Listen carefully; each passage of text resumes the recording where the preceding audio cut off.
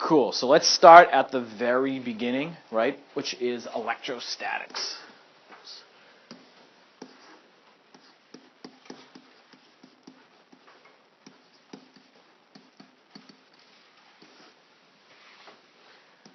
All right, so let's break that word down first. When we say electrostatics, what do you think it means just by looking at that word? So electro. Electricity, right? Probably has something to do with electricity. Now, what about statics? Ooh, that's a good one. Staying still, right? So it's electricity that's not moving, which in a second is going to be kind of weird when we in a little while to think that electricity is not moving because electricity is actually things have to be moving. But that's essentially what it is it's electric charge that is not moving. Okay? So if we start with this idea of electric charge, we're going to get this thing thrown out a ton. Is this in the way? Is it better? Okay. So electric charge is just a property of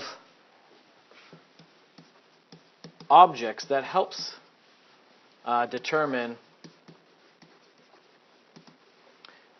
whether they attract or repel.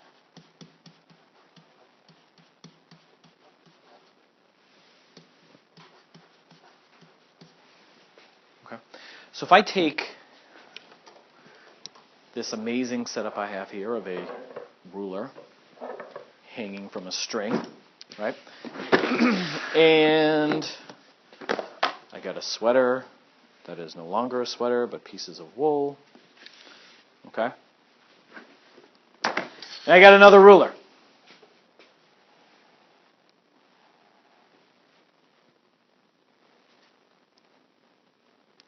Thralling, huh? You guys are waiting for something to happen. I can see you're all like, nothing happens, right? Okay? So could we, just based on this one little definition right here, could we say that these are charged? No, we're not. We can't, right? Why? Nothing happened in attracting or repelling. Okay, all right.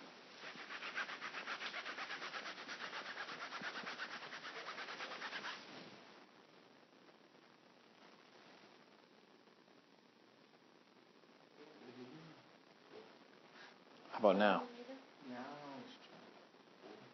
What's charged? The green ruler. Why the green? Why not the red? Why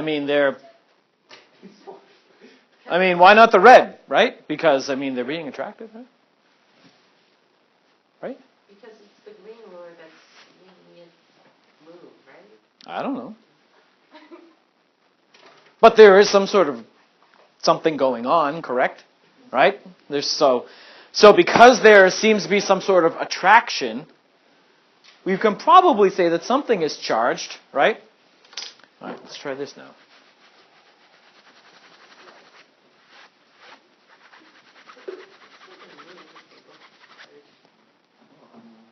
Okay, so let's imagine that.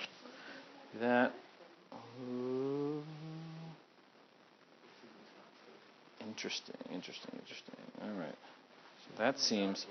All right, so something happens there. Cool. So we see that something's charged. So we do that now. And then if we do this. So far we've had attractive forces, correct? Or some sort of attraction. All right. Come on. No. We were just attracting. We were literally just attracting. And now what's going on? It's repelling. What? What happened? What happened? They were literally just... This string can only... No. No? Are you sure? Yeah. So, when I had it one way, they attract. Look, they're attracting, right? They're attracting.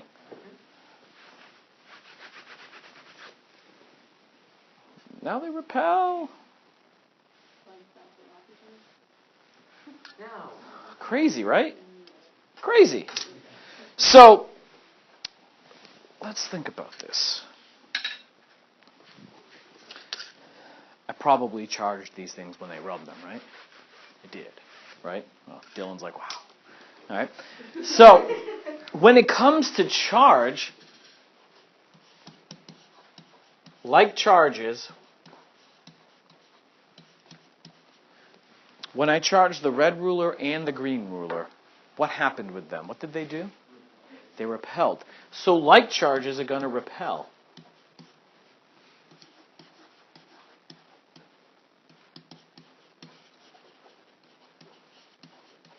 Opposite charges attract.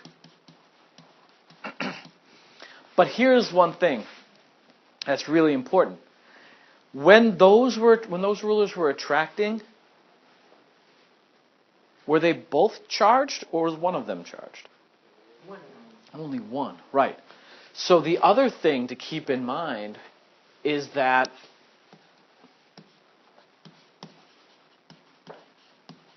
charged objects attract neutral objects.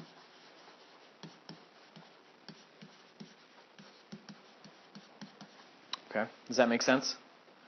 Because we had one charged object and we had one neutral object, right? And it was attracted as well. So those are like the big things. When it comes to electrostatics, in terms of the forces, were there forces being involved? Yeah, right? Right? Because objects were caused to its motion was changed, right? It accelerated. Okay? So even though we weren't touching it, we were able to have these, like, we call them fields, interact with each other. And that is what caused the object to, the rulers in this case, to accelerate. Okay? Awesome. When I'm talking about charged objects, what are we really doing? Like, when I do this, what's hopping off of here and going on to here? Electrons, right. So, we know, from chemistry, atoms are made up of electrons, not electrons. Electrons, protons, and neutrons, right? Electrons, what charge do they get? Negative. How about protons? Positive, all right. Neutrons? Neutral, right. Where do electrons hang out?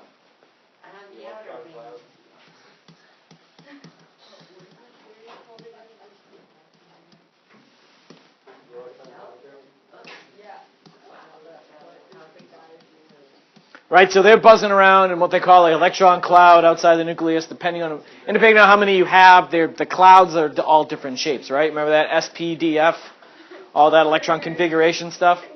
It wasn't fun, like drawing all the up and down arrows and doing all that, like 1s, 1p, 1d, all that, right? 1s, 2s, 2p, 2b, all that, right? Positive, where do they hang out? Yes, in the nucleus. And how about the neutrons? Nucleus as well, right? Awesome. And these guys are pretty much locked in. They're not going anywhere. Correct? All right? The strong force is the force that's keeping all these protons in really close proximity to each other. So they're not going anywhere. If you break free a proton, typically bad things happen. Yes, very bad things happen if you're able to pop a proton out of the nucleus. Takes lots of energy, and then bad things happen again. Okay, like damaged genes and 3 eyes and loss of hair, and just to name a few. Right. So electrons, when we start talking about charging and moving charges and things like that, electrons are the particle that does the moving. Okay. So when we rub the plastic with the wool, we are taking electrons from here and putting them on the ruler. Does that make sense? Now, if we change this from wool and plastic to silk in like glass, The glass, it's actually the opposite because it's part of their chemical makeup. The glass will actually take electrons and put them on the silk. Okay, it has to do with this thing called the electrostatic series of conductors. And it's just who attracts electrons, who gives up the electrons. Does that make sense? Okay.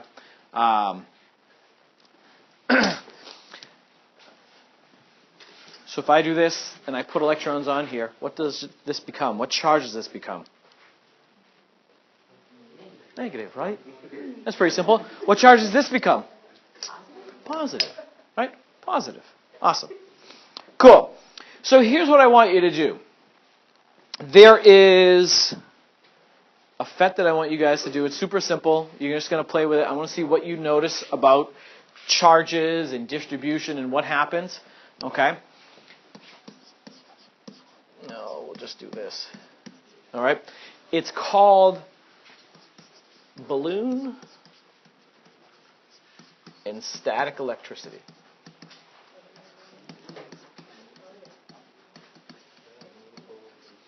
Okay? And you can do it on the iPads, you can do it on your own, whatever you have. But I want you to do is I want you to just play with it for like 10 minutes, maybe take some notes. What do you notice is happening with the charges, with the objects that are in there, right? What happens to the number of charges? Where do they go? How are they distributed? Right? So what goes on with all those things? Does that make sense? Okay? Awesome. So again, I'll give you like 10 minutes, just play with it, and then we'll come back and find out what you noticed.